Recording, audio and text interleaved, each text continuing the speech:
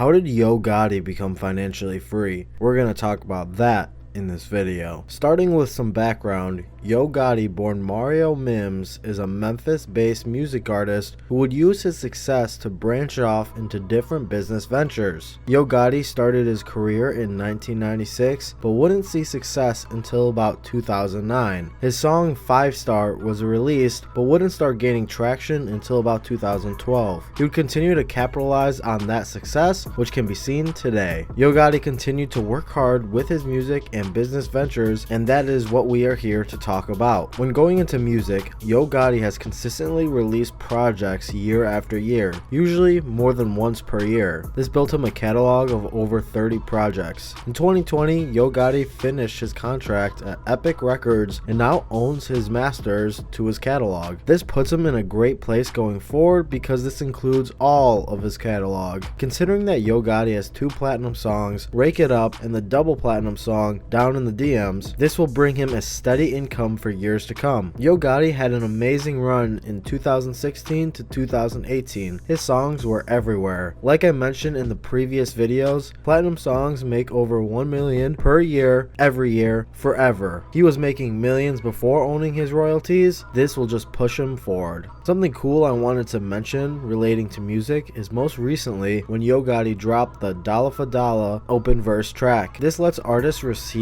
a free Yo Gotti verse that they can release to all major outlets. On top of that, they could keep the royalties from it. I think this is great because it spreads this one verse of his for thousands of songs. Yes, this verse will overall get played millions of times from thousands of artists using it. He won't get royalties, but the listeners can be turned into Yo Gotti fans. Owning his catalog royalties created this opportunity for a new way of marketing. Yo Gotti is also the owner of his own label, Collective Music Group. This label is home to artists like Moneybagg Yo, Black Youngsta, and 42 Dugg. With this collective of artists and more joining, this has a major growth opportunity. Lastly, for music, Yo Gotti is signed to a management deal with Roc Nation. Jay-Z and Roc Nation have signed management deals with many artists I've talked about in these videos, like with A$AP Ferg and Meek Mill. Having this management deal is what elevates artists in the business world, which we are here to talk about. Now, talking about investing, one of the most major investments for Yo Gotti is most recently when he joined in ownership of the Major League Soccer team DC United. This club is estimated to be valued at $750 million.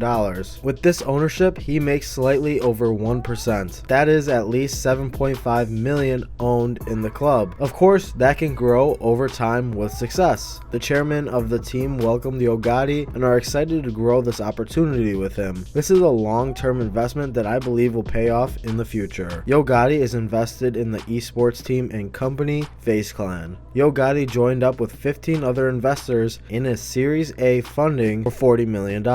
Later in 2021, FaZe Clan would be acquired in a special purpose company for taking private companies public. This would then value FaZe Clan at $1 billion. Do I think they're actually worth $1 billion? No, at least not yet. Still, seeing that value alongside the growth of the company brings Yo Gotti a larger return.